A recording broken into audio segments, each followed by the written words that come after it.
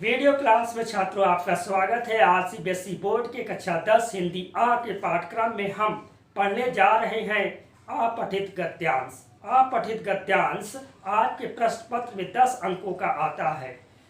एक गद्यांश दे दिया जाएगा और उससे संबंधित कुछ प्रश्न पूछे जाएंगे, उसका उत्तर आपको गद्यांश पढ़कर अपने शब्दों में देना होगा। इस वीडियो क्लास में सबसे पहले हम गद्यांश पढ़ने का तरीका बताएंगे और उससे उत्तर खोजने का तरीका बताएंगे। फिर आपको एक अभ्यास देंगे करने के लिए, जिसे आपको करना होगा। तो चलिए आज अपने इस वीडियो क्लास में पढ़ते हैं अपठित गद्यांश।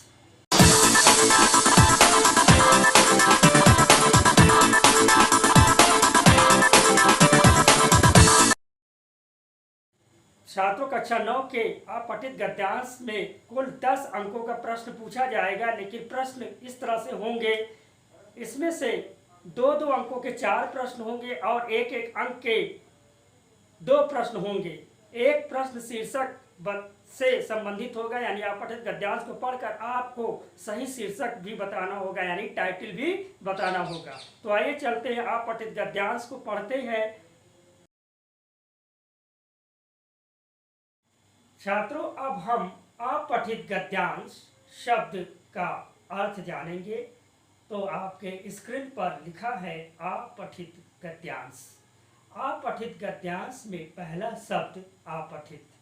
यह शब्द आ उपसर्ग और पठित शब्द से बना है।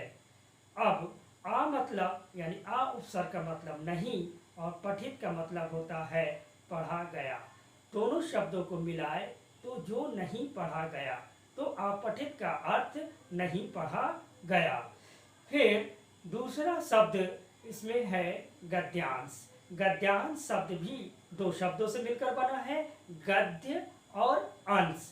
तो गद्य का मतलब होता है अंग्रेजी में प्रोज, आप जानते हैं, लेकिन गद्य जो है वह कहानी, उपन्यास, निबंध, अनुच्छेद लेखन जिस भाषा में लिखी जाती है या जिस तरीके से लिखा जाता है उसे गद्य कहते हैं। तो इस गद्य के अंश यानी भाग जब पूछा जाता है या दिखाया जाता है तो उसे गद्यांश कहते हैं।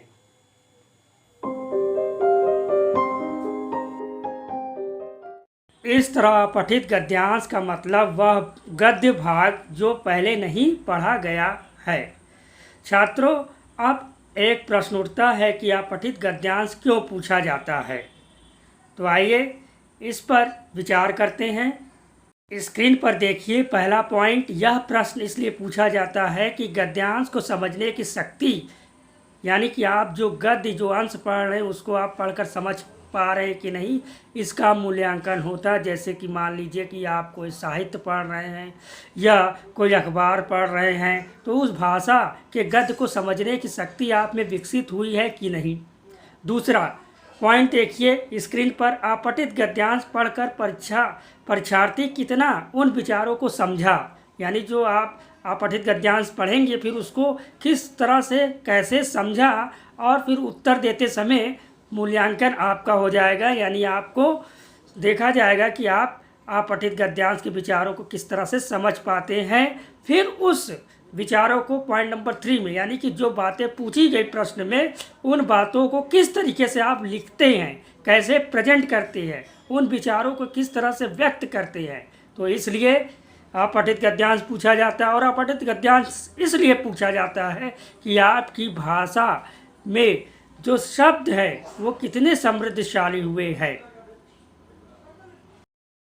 छात्रों, अपठित गद्यांश को पढ़कर उत्तर देते समय कुछ बातों को ध्यान में रखना जरूरी है। ये नियम है। देखिए आपके स्क्रीन पर आ रहा है कि दिए गए गद्यांश को कम से कम 2 से 3 बार पढ़ना है और उसके मुख्य विचारों को समझना है।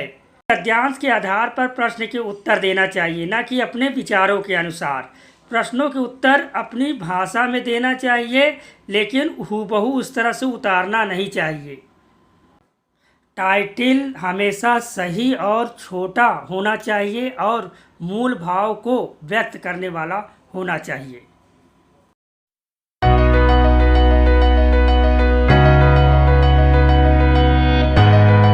छात्रों, आपके स्क्रीन पर एक अपठित गद्यांश दिखाई दे रहा है। यह प्रश्न है, निम्नलिखित गद्यांश को ध्यानपूर्वक पढ़िए और पूछे गए प्रश्नों के उत्तर लिखिए। ज्ञान राशि के संचित कोश ही का नाम साहित्य है।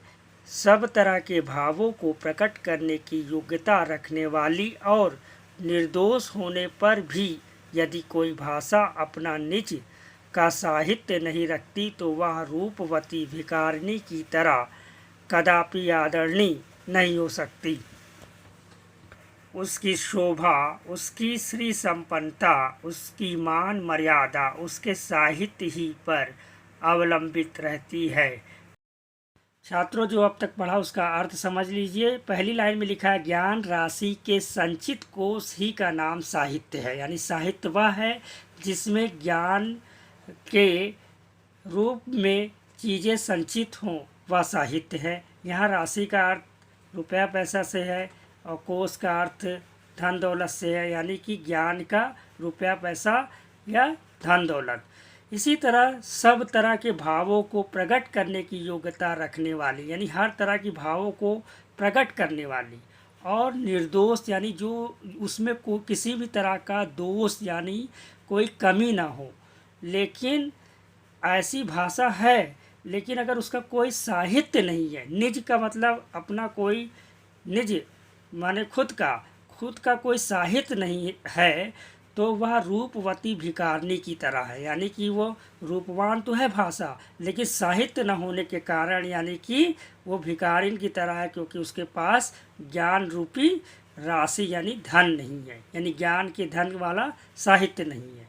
फिर कह रहा है कि कदापि आदरणीय नहीं हो सकता, यानी वह भाषा आदर नहीं प्राप्त कर सकता क्योंकि उसका साहित्य नहीं है। उसकी शोभा यानी उसकी प्रतिष्ठा और इसकी संपन्नता, मान मर्यादा भी साहित्य पर ही निर्भर होता है। इसीलिए साहित्य का संपन्न होना यानी ज्ञान से संपन्न होना जरूरी है उस भाषा के लिए। आगे पढ़ते हैं। आगे पढ़ें, जाति विशेष के उत्कर्षापकर्ष का, उसके ऊंच नीच भावों का, यानी कि जो जाति विशेष की जो स्थितियां हैं उसके बारे में, उसके ऊंच नीच के जो विचार हैं, फिर उसके धार्मिक विचारों यानी उस समाज के उस भाषा में क्या धार्मिक विचार हैं, और सामाजिक संगठन यानी कि उसमें सामाजिक स्थिति क्या है, उसके ऐतिहासिक घटना चक्रों यानी कि उसके इतिहास में किस तरह की घटनाएं घटी, राजनीतिक स्थितियां कैसी रही, इस सब का प्रतिबिंब अगर देखने को मिलता है तो वह सब साहित्य ग्रंथ में देखने को मिलता है। तो इस तरह से आगे कह रहे हैं कि साहित्य में जो शक्ति छिपी है वह तोप, तलवार और बम के गोलों में भी नहीं पाई जाती है। यानी कि साहित्य जो लोगों को जागरूक करता है और ज़्यादा प्रभावशाली होता है, जो कि लोगों के विचारों को बदल सकता है। ऐसा काम तोप, तलवार और बम भी नहीं कर सकता है। तो फिर आगे कह रहे हैं कि साहित्य जो है मुर्दों में भी जान फूंक डालता है, यानी कि जिंदा करने वाली संजीवनी औषधि की तरह है। जो साहित्य पतितों को उठाने वाला, यानी कि जो गिरे हुए हैं या दबे कुचले लोग हैं या नैतिक रूप से पतन हो गया है, उनको उठाने वाला, और उत्थितों यानी कि जो उठे हुए हैं उनके मस्तक को उन्नत करने वाला है, मतलब उन्हें मान सम्मान देने वाला है। उसके उत्पादन और संवर्धन यानी कि साहित्य के उत्पादन, यानी साहित्य का उत्पादन क्या होगा, यानी कि साहित्य को कैसे लिखा जाए, साहित्य को कैसे बढ़ाया जाए। अगर ये कोई जाति नहीं करती, कोई जाति मतलब जो जाति नहीं करती ये सब साहित्य का संवर्धन यानी साहित्य की उन्नत की बात नहीं करती, वह अंधकार के गर्त में पड़ी रहती, यानी कि वो अज्ञान के अंधकार के गर्त में पड़ी रहती, यानी उसको ज्ञान नहीं मिलता और फिर एक दिन वह जाति अपना अस्तित्व खो बैठती है। फिर आगे है, अतएव समर्थ होकर भी जो मनुष्य, यानी फिर दूसरी बात कह रहा लेखक कि अगर जो मनुष्य समर्थ है यानी कि वो कर सकता है, तो इतने महत्वशील यानी जो इतने इम्पोर्टेंट है, महत्व वाला साहित्य है, उसकी सेवा यानी कि उसको रचता नहीं, उसकी वृद्धि नहीं करता, अथवा उससे अनुराग नहीं रखता, यानी उस साहित्य से प्रेम नहीं करता, वह समाजद्रोही है, वह देशद्रोही है, वह जाति द्रोही है, वह आत्मद्रोही है और आत्महंता भी है। तो यहाँ पर समाजद्रोही मतलब वो समाज का हित नहीं चाहने वाला है, देशद्रोही मतलब वो देश का हित नहीं चाहने वाला है, जाति द्रोही यानी वो अपने जाति का हित नहीं चाहने वाला है, आत्मद्रोही यानी कि खुद का हित भी नहीं चाहने वाला है, इस तरह आत्महंता यानी अपना नुकसान करने वाला है। छात्रों प्रश्न देखिए का प्रश्न, साहित्य को संजीवनी औषधि का आधार क्यों कहा गया है? उत्तर नीले रंग से लिखा हुआ है।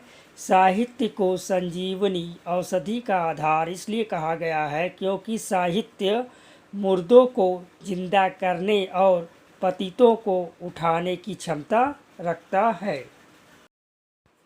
खा प्रश्न, साहित्य के प्रति अनुराग न रखने वालों की तुलना किससे की गई है? तो उत्तर है इसका कि साहित्य के प्रति अनुराग यानी प्रेम न रखने वालों की तुलना समाजद्रोही, देशद्रोही, जाति द्रोही और आत्मद्रोही से की गई है। ग प्रश्न है, साहित्य को समाज का आईना क्यों कहा गया है? तो इसका उत्तर है कि साहित्य समाज का आईना है क्योंकि साहित्य के माध्यम से विगत और वर्तमान स्थिति की जानकारी मिलती है। विगत यानी पिछला और वर्तमान यानी आज की जो स्थिति है वो साहित्य से ही पता चलता है। यह जो है गद्यांश में दिया हुआ था, वहीं से उत्तर लिखा गया है। प्रश्न घ, जिस भाषा का अपना साहित्य नहीं होता उसकी स्थिति कैसी होती है? तो इसका उत्तर होगा अपठित गद्यांश के अनुसार, जिस भाषा का अपना साहित्य नहीं होता उसकी स्थिति रूपवती भिखारिन की तरह होती है। वह आदरणीय नहीं होती है, उसकी शोभा, श्री संपन्नता और मान मर्यादा उसके साहित्य पर निर्भर करती है। अंगा प्रश्न, साहित्य के संवर्धन के लिए प्रयास नहीं करने पर समाज की क्या स्थिति होती है? यानी उसको बढ़ाने के लिए अगर प्रयास नहीं करता कोई तो क्या स्थिति होती है? तो इसका उत्तर है साहित्य के उत्पादन और संवर्धन का प्रयास नहीं करता है। वह समाज अज्ञान के अंधेरे में पड़कर स्वयं के अस्तित्व को खत्म कर देता है। प्रश्न 4, उपर्युक्त गद्यांश के लिए उपयुक्त शीर्षक लिखिए, यानी कि सही शीर्षक लिखना है। तो इसका एक शीर्षक हो सकता है साहित्य का महत्व, और भी उचित शीर्षक भी हो सकते हैं, यानी कि टाइटल हो सकता है। छात्रों ये आपको समझ में आया होगा। अगर नहीं समझ में आया है तो पीछे रिवर्स करके इसे ठीक ढंग से समझ सकते हैं। अब मैं एक अभ्यास दे रहा हूँ जिसे आपको करना है, करके इसे मुझे दिखाना है या कमेंट बॉक्स में लिखकर बताना है।